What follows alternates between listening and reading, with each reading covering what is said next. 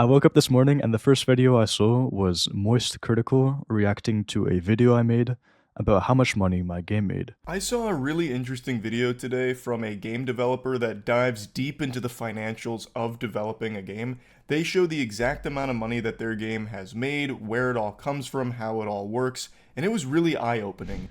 Now, if you haven't seen either, essentially the gist of it is that I made a game, published it on Steam. It got around like 750,000 downloads, and it made around only $1,000 to $2,000 in profit.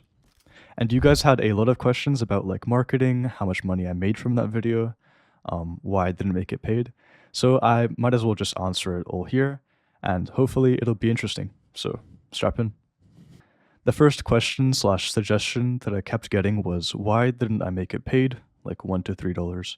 If he had kept it at like a $3 price tag for this game, would he have ended up making more money in the long term and less downloads?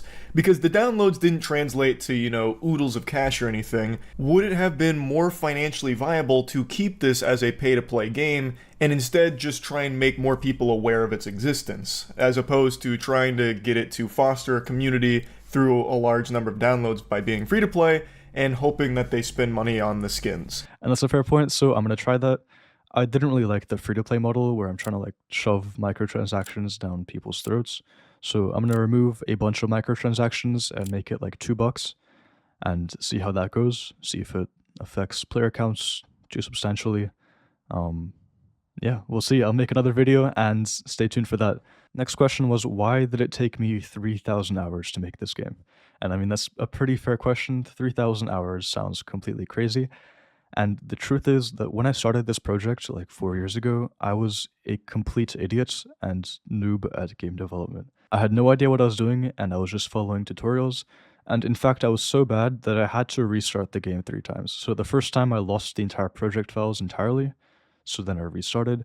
The second time I made a Battlefield clone.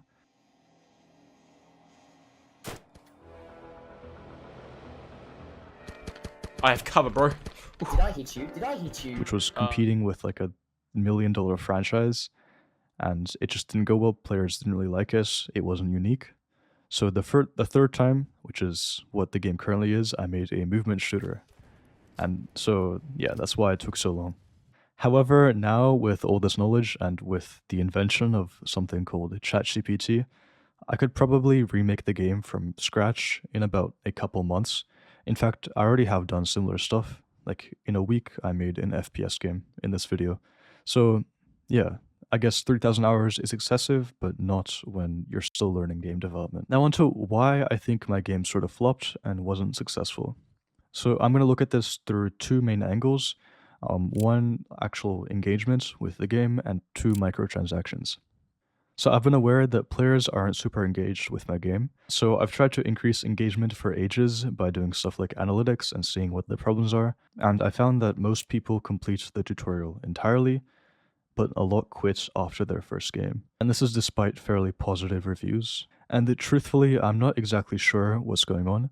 Maybe the game isn't what players expected, or it's not the kind of game that people come back to over and over, like Valorant or League of Legends, even though we definitely do have tryhard fans on our Discord.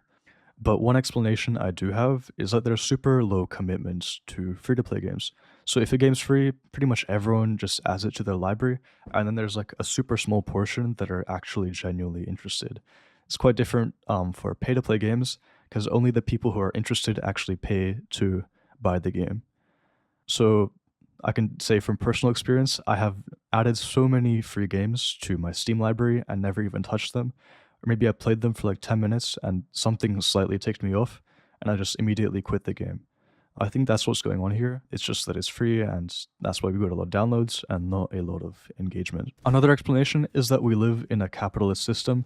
The amount of money I get is purely about the amount of value that I deliver to the market.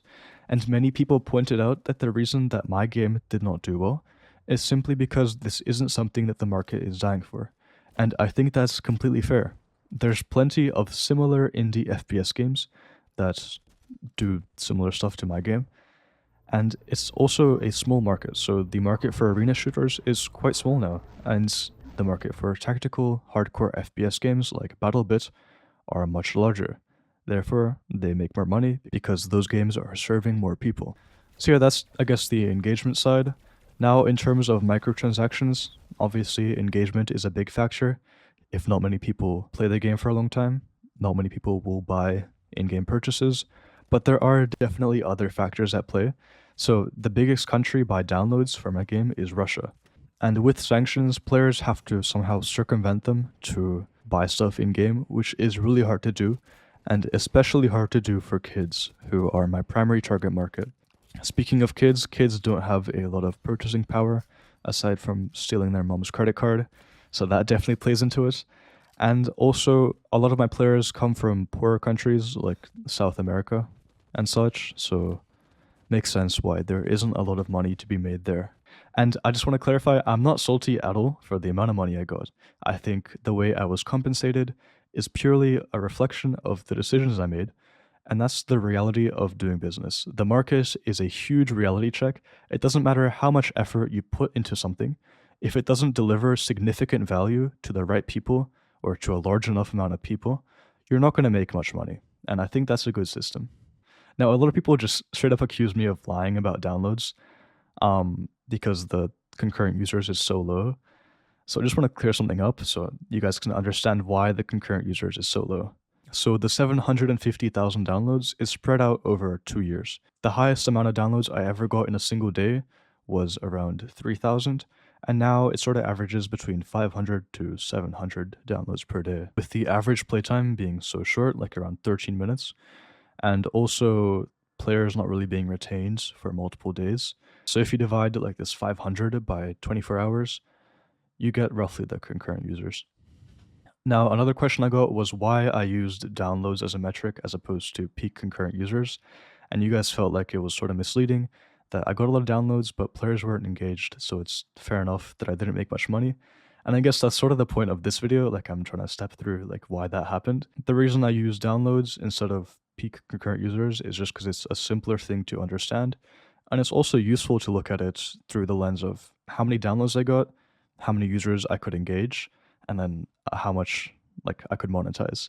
So I think that's useful for a marketer, for example. So let's say you spend like $1,000 on ads, you get 1 million downloads. You want to know like how much you can realistically see to engage and then monetize. So yeah, I don't think it's purely like useless. And yeah, I didn't expect this video to do that well. So I didn't really think all this through. But yeah.